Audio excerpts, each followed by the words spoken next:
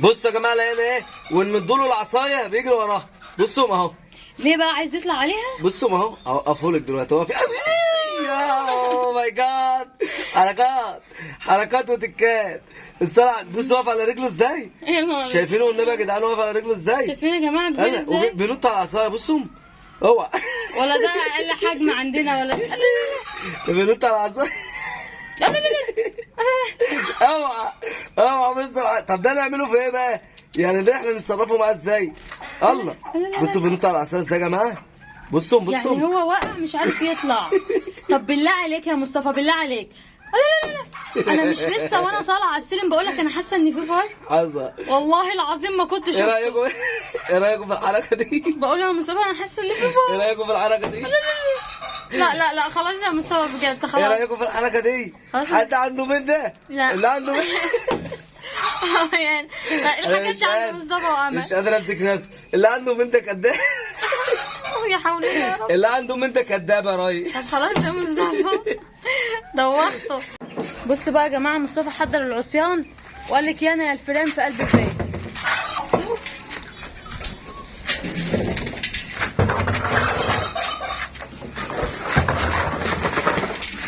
واحد اهو.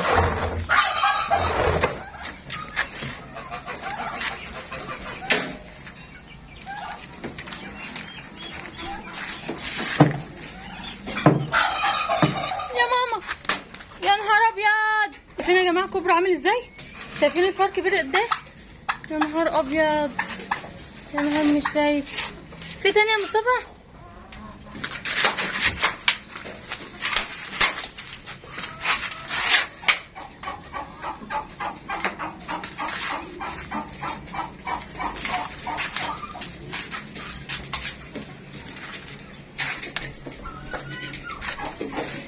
بيمشي يا مصطفى لسه.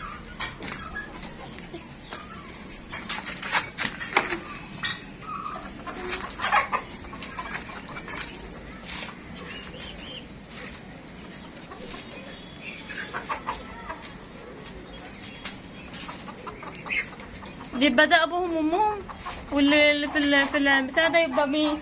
ابنهم. السلام عليكم ورحمة الله وبركاته. النهارده هتشوفوا معانا يا جماعة فيديو جامد خالص. تعالوا نشوفوا هنعمل ايه مع الفيران. معانا هنا مصيدة شوية فيران، لقينا بقى زبل. عرفنا ازاي بقى؟ لقينا بقى زبل فيران يا جماعة. فين؟ على البراميل بتاعت العلف ديت. فتعالوا نشوفوا هنعمل ايه. بس الأول تعالوا كده معايا، علشان اللي بيشتكي يا جماعة من الديدان، اللي بيشتكي من الديدان، اللي بيشتكي من الكساح، اللي بيشتكي من الاسهالات الابيض والاحمر والبني. تمام يا جماعه، الاسهالات اللي هي القاتله هنخلص عليها ازاي؟ طبعا مش هطول معاكم الفيديو. معانا حاجه اسمها ميلتا روم اهو. تمام يا جماعه؟ ماشي تمام. نقطه على 20 لتر، يعني نقطه كده او نقطه كده، خلاص على 20 لتر. تمام. تمام. تعالى نقدمها كده للطيور بتاعتنا. حطيناها كده يا جماعه زي ما حضراتكم شايفين. قربي لي قد الميه اهو يلا شايفين الميه بينا. عامله ازاي؟ قربي لي كده. تحس ان الميه فيها زيت اهي يا جماعه. شايفينها مزيته ازاي؟ اه. وريحته فعاله جامده، وريحته قويه خالص يا جماعه. فعلا. نقسمهم كده على المسائل اللي عندي كلهم. تمام. طيب تمام. ليه يا مصطفى؟ علشان انا عايزها مركزه، مش عايز احط عليها ميه تاني. وكفايه عليهم ان هم يشربوا ايه؟ شويه دول صح. لا ما شاء الله. عشان يرفع مناعتهم بس مش اكتر. زي ما احنا شايفين يا حبايب قلبي، الطيور بتاعتنا عماله تشرب من اللي هي الميه اللي عليها منتا قروم ممتازه جدا، مع ان ريحتها مركزه يعني ما اقولكوش، بس باذن الله هترفع المناعه وهتقويهم، عشان احنا في الفصل ده بيبقى فيه فيروسات كتير في الجو. طبعا يا جماعه مش شرط ان هم يشربوا عليه. تمام. بسم الله. مفيش اي مشكله خالص في الموضوع ده. تمام. بسم الله ما شاء الله. العلف اللي احنا بنحطه ده حبايبنا تركيز 18%. ما شاء الله. علف بياض يا جماعه تركيز 18%، عشان الناس اللي بتسال على طول انتوا بتوكلوا علف ايه. كل فيديو بنطلع نقول احنا بدل طيورنا عدت بعد 3 شهور بنعمل علف على طول، بنغير العلف لبياض تركيز 18%. طيب كان في حد بيسالنا يا مصطفى وبيقول لك ايه الفرق ما بين الفراخ الفيومي او الرزي، ولا هما الاثنين واحد؟ هما الاثنين فيومي. تمام. بس تمام. مختلفة عن اللون. تمام. الرز اللي هو بيبقى ابيض هو بص يا جماعه، الرز في ناس بتسمي ده الذهبي بيقولوا عليه رز. تمام. الفيومي الذهبي ده في ناس بتقول عليه رز. تمام. تمام. وفي اللي هو الابيض الاسمر برضه بيقولوا عليه رز. تمام. فهو كل بلد بتختلف على حسب مسمياتها، لكن هما الاثنين فيومي ما تقلقوش من هما الاثنين فيومي، بس الاختلاف في الالوان يا جماعه او الشكل بتاعهم. بسم الله ما شاء الله. اهو. يلا. ده بقى علف ايه؟ 21%. علف تسمين تركيز 21%. طبعا يا جماعه انا لقيت بطه هنا اهي. على مهل. كل لما اجي احطها تتعور. يا شايفين؟ نهار ابيض. شايفين؟ اه حاجه زي ديت اعمل ايه فورا من غير اي كلام كده؟ انقلها. انقلها لوحدها على طول. تمام. من تمام. غير اي كلام. تمام. انقلها. ليه؟ انا بوريكم انا ممكن اخبيها لا بس احنا مش بتوع تخبيه، مش بتوع الكلام ده. عندنا حاجه لازم نوريها لكم، لازم نوريها قدام عينيكم يا جماعه. تمام كده الكلام؟ تمام. طبعا تكمله السؤال كانت بتسال بتقول ايه رايك لو احنا جبنا نجيبه اعمار صغيره ولا اعمار وسط؟ هي بالنسبه للفراخ يا جماعه اصبروا معانا واستنوا معانا، بس حضروا الاماكن عشان اول ما هنجيبوا الحاجه بتاعتنا هنبدا في المشروع على طول، اذا كان مشروع بط ولا اذا كان مشروع فراخ.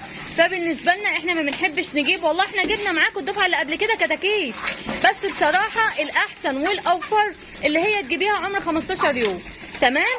دي احسن لانها بتكون واخده مثلا تحصيناتها من هي عمر كتكوت، مش هتدوخك، لان الكتكوت لما بيبقى صغير مناعته بتبقى قليله ومحتاج درجه حراره تكون مظبوطه. تعالى كده بقى معايا. تمام. اوضه ايه؟ الحمام. الحمام بالله عليك شغال كشاف معلش اهو بسم الله. عشان يبان بس كل حاجه. بسم الله ما شاء ده الله. يا جماعه اوضه الحمام بتاعنا، وهات لنا تفاصيل كده، هات لنا العيون ما شاء الله ما شاء الله كده واقف فوق. اللهم صل على النبي. بسم الله. اللهم لك الحمد ولك الشكر يا جماعه. بتسالونا الحمام بيجي منين؟ بيجي من الشباك ده يا جماعه زي ما احنا شايفين مع بعض كده. الشباك ده اللي هو بيطلع فوق هنا اهو. شايفين الحمام فين يا جماعه؟ حمام طاير فوق براحته اهو. تمام. اللهم لك الحمد. في حمام قارش اهو، الذكر اللي بيجري ورا النتايه ده كده. ديت النتايه ديت هتبدا تبيض ان شاء الله معانا قريب بفضل ربنا سبحانه وتعالى. تمام. وبقيه الحمام اهو حبايبنا بسم الله ما شاء الله. ودي زغاليل، اللهم لك الحمد ولك الشكر على كل حاجه. زغاليل اهي طالعه لنا الحمد لله والشكر لله. كل حاجه هنا يا جماعه هتلاقوها في قناه مصطفى وامل ان شاء الله منوعه. بسم الله ما شاء الله. اي حد محتاج اي حاجه بيكتب لنا في التعليق اذا كان سؤال ولا محتاج في حاجه او عنده مشكله، واحنا بنطلعه لكم على الفيديو وبنجاوبكم عليه عملي. اللي قال لي يا مصطفى انت بتربي انواع حمام ايه؟ انا بربي يا جماعه الهجين، حمام الهجين، لان ده احسن حمام انا بحبه للاكل. تمام. بطلع منه حمام للاكل، يعني بلدي على زواجل على روماني على تلتينات على حمام لحم فرنساوي، حمام اجسام كله كبيره يا جماعه كويس بسم الله ما شاء الله. فبيطلع لي الزغاليل بتاعته كويسه جدا. يعني حضراتكم اكيد شايفين الزغاليل كده بتجري ورا الامهات اهي على الارض. دي زغاليل لسه صغيره خالص، حتى لو تلاحظوا هتلاقي تحت بطاطهم او تحت جناحهم مفيش اي نوع من انواع الريش، يعني مفيش ريش لسه، دي زغاليل صغيره خالص. فانا بحب ارمي الاكل كده على الارض. حد هيقول لي الاكل كده غلط على الارض، لا ده انا برمي لهم اول باول. يعني لو قعدنا ربع ساعه او بس 10 دقائق مش هتلاقي حبايه اكل، فخلاص فانا ما برملهمش تاني. تمام كده يا جماعه. هم لو عايزوا ياكلوا او عايزوا يكملوا من ان هم ياكلوا فبيعملوا ايه بقى؟ بيقوموا طالعين مع الطيور هنا واكلين مع الطيور. تمام. لكن انا برمي لهم شويه في الاوضه علشان اعودهم ان ديت فعلا الاوضه بتاعتكم، اعودهم بالامان ان هم يبيضوا فيها ويشتغلوا فيها. ما اعودهمش اللي هم 24 ساعه ياكلوا مع الطيور من هنا، فهم اصبح ان هم ممكن يخافوا ايه من الاوضه بتاعتهم. معانا برده المايه بتاعت الحمام يا جماعه لازم تكون نضيفه زي ما حضراتكم شايفين، وهنحط لها برده ايه المنطقه روم كده. تمام. بسم الله. نقطتين برده كده اهوت. شايفين المايه عملت ازاي يا جماعه؟ اول ما النقطتين نزلوا شايفين المايه عملت ازاي؟ بتعمل زي الزيت كده مزيتها يا جماعه قدام عينيكم اهي. تعالوا بقى نقدموها للحمام ونشوفوها. بسم الله ما شاء الله. اللهم صل على النبي. اللهم صل على النبي. ما شاء الله. الوش كله هيطير طبعا. طبعا يعني بصوا يا جماعه ما شاء الله. شوفوا الحمام وهو بيشرب. تمام يا جماعه. المنطقه روم ده ريحته فعاله جامد وريحته قويه جامده بصراحه بمرض الله، وبتيجي على العين كمان. تمام. ما شاء الله عليه مطهر يا مصطفى جامد جدا. بس كده على الحمام بعد اذنك. ما شاء الله. شايفين الحمام يا جماعه وبيشرب؟ ما شاء الله لا حول ولا قوه الا بالله. اللي هيشرب بق مش هيشرب التاني. خلاص. شايفين الحمام عامل ازاي؟ اللي هيشرب بق قدامكم اهو الحمام اهو مش هيشرب التاني اهو. هو بق واحد اللي هي التخفيله بمعنى اصح، اللي هو الحمام عطشان ميت من العطش فقام شرب البق من كتر العطش، فخلاص مش هيشرب تاني او مش هيستطعم المايه تاني. تمام. سبحان الله. الكركنديه ديت مش عارف نستطعمها ليه.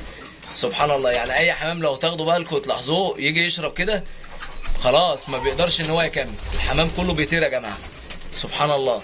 المنطق روم ده جميل جدا يا جماعه عشان الاسهالات زي ما حضراتكم شايفين. طبعا اوضه الحمام ما فيهاش اي نوع من انواع الاسهالات، ومنشط نمو يا جماعه، موسع شعب هوائيه والوقايه من الامراض الفيروسيه والتنفسيه يا جماعه، وهو ده اللي احنا بنقول عليه. وبيستخدم في حالات العطس والطشمه اللي احنا ساعات بنلاقوا الحمام او الفراخ او الطيور عندنا بتعطس كده او بتطلع صوت غريب. تمام، موسع للشعب الهوائيه، وهو ده اللي احنا محتاجينه في اليومين دول، لان الجو حر يا جماعه والطيور مش مستحمله اي حاجه. فاحنا بس نركز مع بعض كده في حاجات الاعشاب اللي احنا بنحطها والحاجات اللي احنا بنستخدمها كمشروبات للطيور. على القلب الابيض بنحب دايما نحييكم بالامام الجميل ده يا جماعه، بسم الله ما شاء الله. ما شاء الله. ابو صوت روعه، ابو صوت جنان، الصوت الحاجه اللي بتفرح. صدقوا يا جماعه انا واقفه في الشباك لقيت قدامي حمامه يمامه لونها بني. حتى انا جبت مصطفى قلت له تعالى بص كده، هو فعلا في يمام لونه بني، فعلا لقينا اليمامه نفس البوز نفس الشكل ولونها بني. لو عرفنا نمسكها لكم هنمسكها لكم ونجيبها لكم نحطها في وسط اليمام الابيض ده. حرام افرض مسكناها يكون مطلعه زغاليل ولا حاجه، فحرام ما نشيلوش ذنبها بجد. طبعا. لكن طيب. حاجه احنا لو مربينا فاحنا هنربوها عشان احنا بنرعوها، لكن ديت حاجه هتمسكيها افرض مطلعه زغاليل عيال هيموتوا. ايوه صح، هتشيل ذنبهم. تمام، نبقى نصورها لهم لكن ما نمسكوهاش. لا هبقى اصورها لكم يا جماعه بتقف جنب شباك اوضه النوم عندي بالظبط، واقفه قدام شباك اوضه النوم، فيعني احنا بنشوفوها كده. عايزه اقول لها بصي يا ماما وشكلها جميل ولونها بني. لو تنزل تعمل الصوت بتاعها برضه اروع من الصوت ومن الجمال عند الشباك. يلا بينا يلا بينا يلا بينا يا جماعه، لموا البيت كده ندخل بسم الله ما شاء الله. اللهم كده بسم الله. عشان المكان ده معين او مخصص للبيت بس ان هم بيروحوا ما شاء فيه. الله ما شاء الله. تمام، بسم الله ما شاء الله. ده يا جماعه البيض اللي احنا بنبيعه ال 25 بفضل ربنا سبحانه وتعالى. بسم الله. بنبيعه من 5 بيضات فلاحي ب 20 جنيه، وزي ما حضراتكم شايفين الاحجام. ما شاء الله، الله اكبر. شايفين احجام البيض، اللهم لك الحمد. ويتميز بالنظافه ما شاء الله يا جماعه، وفلاحي اصلي يعني. مفيش اي نوع من انواع الزفاره في البيت ده، ولو اللي ياخد مني بيض يلاقي فيه زفاره لا يرجعوا لي ما ياخدش مني تاني. فعلا. بالله عليكم اللي خد مني بيض للاكل قبل كده يا ريت يكتب لنا ويقول لنا بسم الله ما شاء الله، يقول لنا ايه رايه في البيت ده. يا جماعه الحمد لله احنا بناكل من البيت ده، اللهم لك الحمد. لسه في بيضتين تانيين هنلم منهم. تمام. بناكل من البيت ده كده يا جماعه ما فيهوش اي زفاره الحمد لله. انتوا شايفين احنا مهتمين بالاعشاب الطبيعيه، تمام، مهتمين بالعلف ال 18% البياض ما شاء الله. ده مخصوص للفراخ، يعني ما فيش مثلا ندانه، ما فيش اي حاجه معفنه تنزل في بطن الطير يقوم بايض من هنا ريحه الزفاره تبان فين في البيض. احنا يا جماعه عشان كده احنا بنقوله بالعكس، ده احنا نفسنا الكل يشتري مننا وكله يدوق بيض بتاعنا. ال5 ب20 متوفر عند مصطفى وامل. احنا تحت امركم في اي حاجه، واللي بيتصل بينا يا جماعه ما بنعرفش نرد عليه. ايوه بالله عليك. والله العظيم انا طول النهار او الليل مع ابويا في المستشفى، لان ابويا تعبان وارجو منكم الدعاء، فانا ببقى معاه في المستشفى بروح بيه بتبهدل والله، والتامين وهنا وهنا، فبتبهدل مع مين؟ مع ابويا. والوقت اللي باجي فيه ساعات يا دوبك بطلع الحق اللي انا اصور لكم فيديو اتكلم معاكم في شويه معلومات، فربنا يكون في عوني، لان انا والله العظيم غصب عني. انا ما ردتش عليك اعرف اعذرني ان انا غصب عني. فعلا يا جماعه دعواتكم لحماه يا جماعه ان ربنا يشفيه ويعفى عنه يا رب. يعني احنا مش عايزين منكم غير الكلمه الحلوه. الحمد لله رب العالمين. واعملوا لنا بقى لايك واشتركوا لنا في القناه. والسلام عليكم ورحمه الله وبركاته.